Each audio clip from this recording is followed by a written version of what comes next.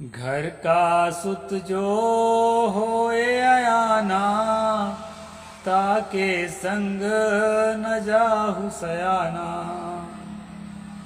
नमस्कार दोस्तों, मैं अविनाश दास रेशनल कबीर यूट्यूब चैनल में आप सबका हार्दिक स्वागत करता हूं। साथियों, यदि चैनल को सब्सक्राइब नहीं किए हैं तो सब्सक्राइब जरूर करें, शेयर करके अपने सभी साथियों तक सभी ग्रुपों में पहुंचाएं, बेल आइकन को प्रेस करें, ऑल नोटिफिकेशन ऑन रखें, लाइक करें दोस्तों और कमेंट भी लिखें। मैंने शुरू में एक चौपाई कही है, उसका मैं संक्षेप में अर्थ कर देता हूं दोस्तों। फिर मनुस्मृति के आज के प्रसंग पर चलते हैं, क्योंकि अभी कई दिनों से एपिसोड जो है मैं चला नहीं पा रहा था। सतगुरु कबीर साहेब ने कहा, घर का सुत जो होए अयाना, ताके संग न जाहु सयाना। इसमें दो शब्द महत्वपूर्ण है दोस्तों, अयाना और सयाना। ये ग्रामीण शब्द है। इसका अर्थ होता है, अयाना का मतलब होता है नासमझ और शरारती। जो व्यक्ति नासमझ है और शरारती है उसको अयाना बोलते हैं। यह ग्रामीण भाषा है। और सयाना कहते हैं जो गंभीर और समझदार हो, सोच समझकर बोलता हो, काम करता हो, उसको सयाना बोलते हैं। सयाना अधिक उम्र के लोगों को भी बोलते हैं, अनुभवी लोगों को। नहीं भी अनुभवी है तो भी अधिक उम्र के लोगों को सयाना बोल दिया जाता है आदर की दृष्टि से। तो सतगुरु कबीर साहब कहते हैं कि जिसका घर का अगर बेटा जो है अयाना हो, नासमझ हो, शरारती हो,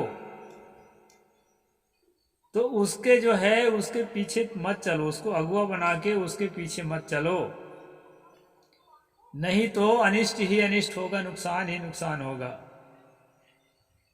समझदार के साथ चलें, जो सुलझा हुआ हो, समझा हुआ हो, जिसका मन सुलझा हुआ हो, साधना परायण हो, किसी चीज को गंभीरता से सोचने के बाद काम करता हो, ऐसे आदमी को अगुआ बना करके अगर आप अपना काम करेंगे तो निश्चित रूप से आपको बेहतर सफलता मिलेगी। साथियों, यह बात मैं इसलिए कहता हूं, यह व्यक्ति के लिए नहीं कह रहा हूं, ये परंपराओं के लिए कह रहा हूं। जब ब्रिटिशर्स जो है भारत आए, अंग्रेज लोग, तो हमसे ज्यादा पढ़े लिखे थे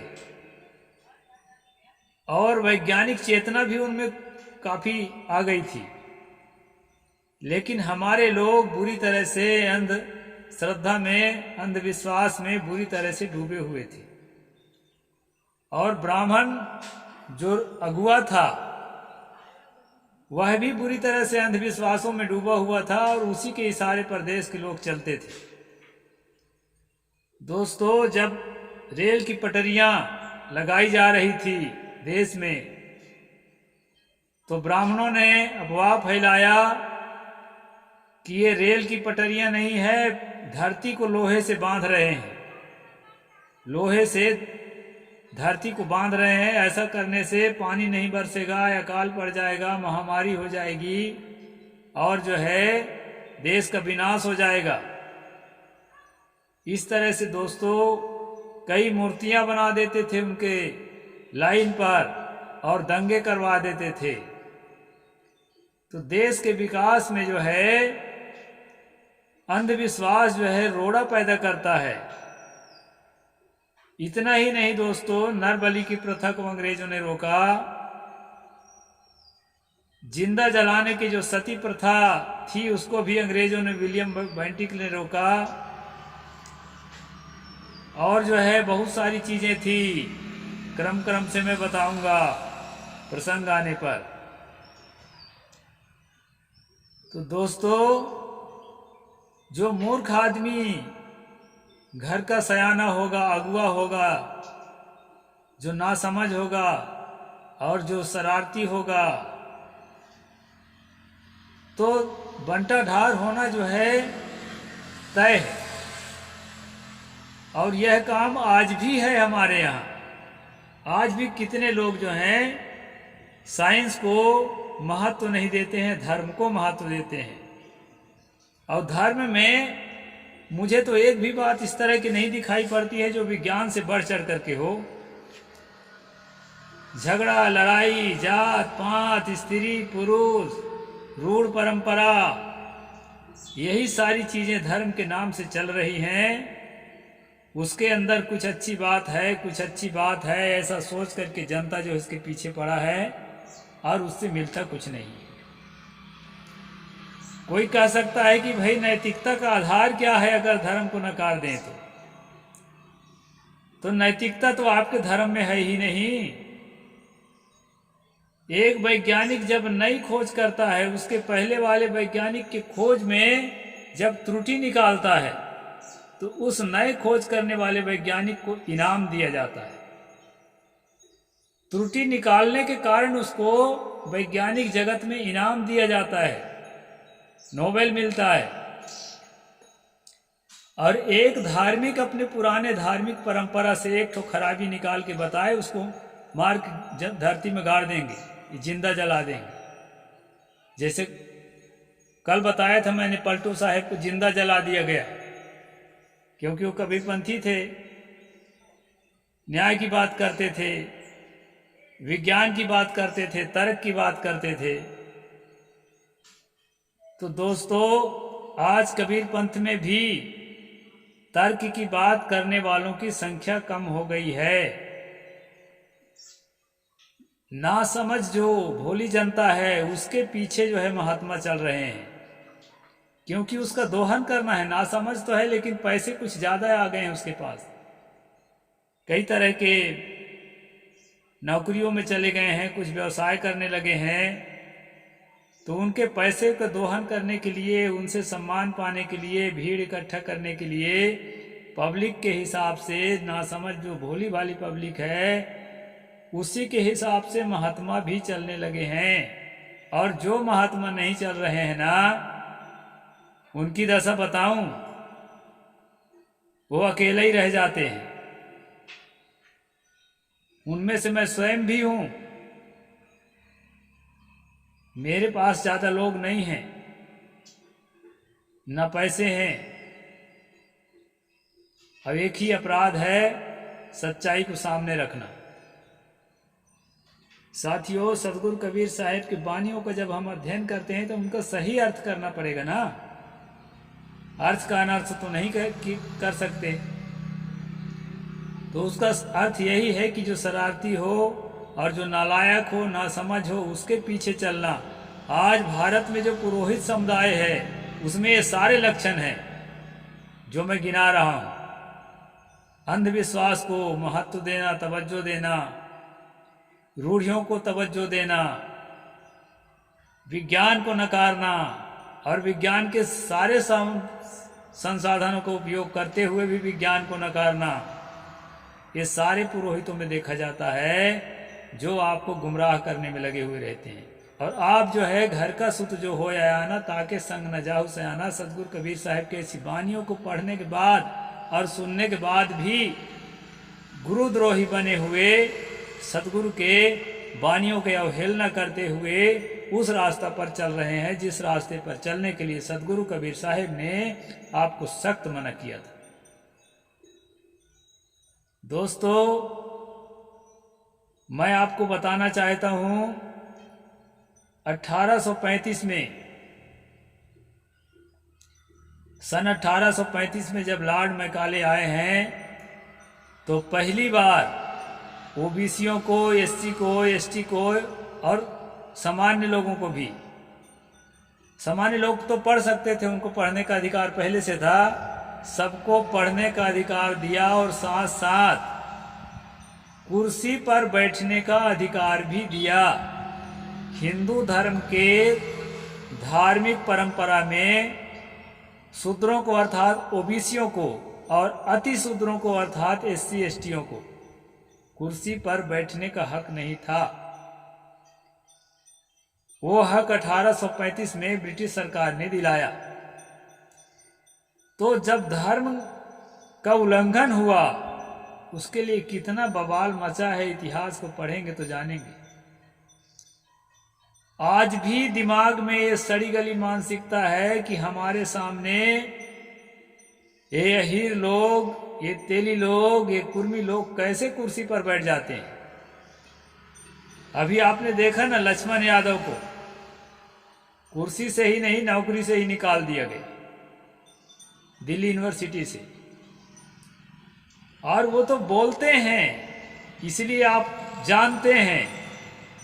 ऐसे कितने हैं जी चुपचाप घर बैठ गए, एक शब्द नहीं बोले। शिक्षक हैं, वो प्रोफेसर हैं, डॉक्टर हैं, या जुडिशियरी में से हैं, कोई एम्प्लॉई हैं, उनको निकाल दिया गया, एक शब्द नहीं बोले, कोई नहीं जानता। अब वो बोले हैं तब आप लगता है कि हाँ, कहते हैं ना, जो सामान दिखती है वो सामान बिकती है। अब डॉक्टर लक्ष्मण यादव जी बोले हैं खोल के, तब जाके आपको समझ में आ रहा है कि ऐसा भी होता है। दोस्तों, आपके कमाई को, आपको संपन्नता को वो देख लेते हैं, उसमें उनको ज़्यादा तकलीफ नहीं, क्योंकि वो उससे कई गुना ज़्यादा संपन्न है। वो क्या नहीं देख पाते हैं, अपने सामने अपने से बड़ी कुर्सी पर बैठा हुआ है आपको ब्राह्मण नहीं देखना चाहता आज भी। इसीलिए कहते हैं ना, अंग्रेजों के बनाए हुए कानून को हमको रद्द करना है और अपना कानून बनाना है। ये सब कानून उनको खटकता है और आपको भी खटकता है, क्योंकि आप उसके पिछलग्गू हैं। और जिस दिन आपको लगेगा कि अंग्रेजों, सतगुरु कबीर साहिब ने तो यहाँ तक कहा था, सब काहू का लीजिए साचा शब्द निहार। जो सच्चाई है, जो अच्छाई है, वो सबसे लीजिए, ईसाई से, मुसलमान से, हिंदू से, किसी से भी ले सकते हैं। तो मैं पूछता हूं, इसमें कौन सी बुराई है कि आपको कुर्सी पे बैठने का अधिकार दे दिया अंग्रेजों ने? नरबली आपका बंद करा दिया, सती प्रथा बंद करा दिया, बहुत सारी चीजें आपको दी। तो अच्छी चीज तो सब जगह से लेना चाहिए, सार सार को गही रहे, सतगुरु ने कहा। हम नहीं कहते अंग्रेज हमारे मित्र हैं, चलो भाई शत्रु ही हैं, लेकिन शत्रु से भी कुछ अच्छी बातें लेना चाहिए। आप रामायण पढ़ते हैं ना, तो उसमें देखा होगा कि रावण को मार करके जब घायल गिरा दिया था, तो अपने भाई लक्ष्मण को राम ने भेजा कि जाओ दुश्मन से भी कुछ अच्छाई सीख करके आ जाओ। बहुत बड़ा विद्वान है, अच्छी बात बताएगा, कुछ तो सीख लो। अब मैं ही उसके वध करने वाला हूं, मैं जाऊंगा तो जमेगा नहीं, इसलिए तुम जाओ, लक्ष्मण को भेजा था। तो अंग्रेजों से भी अच्छी चीजें हम ग्रहण कर सकते हैं। मान लो वो रावण ही थे, तो दोस्तों उन्होंने कुर्सी पर बैठने का अधिकार दिया। हमारे पूर्वज अंगूठा टेक थे, उनको पढ़ने का अधिकार दिया। तो हमारे साथ इस तरह का कोई अपराध उन्होंने नहीं किया। रेल लाइन बिछाए, और भी डाक तार, बहुत सारी चीजें जो दुनिया में नई नई चीजें आती थी, उपलब्धियां, उसको यहाँ भी इम्प्लाई करने का उन्होंने प्रयास किया। जितना किया, यहाँ का धन भी लूटा। अब विदेश से आए थे धने लूटने के लिए, तो धन तो लूटेंगे ही। अपना उद्देश्य जो होता है उसमें आदमी सफल होना चाहता है।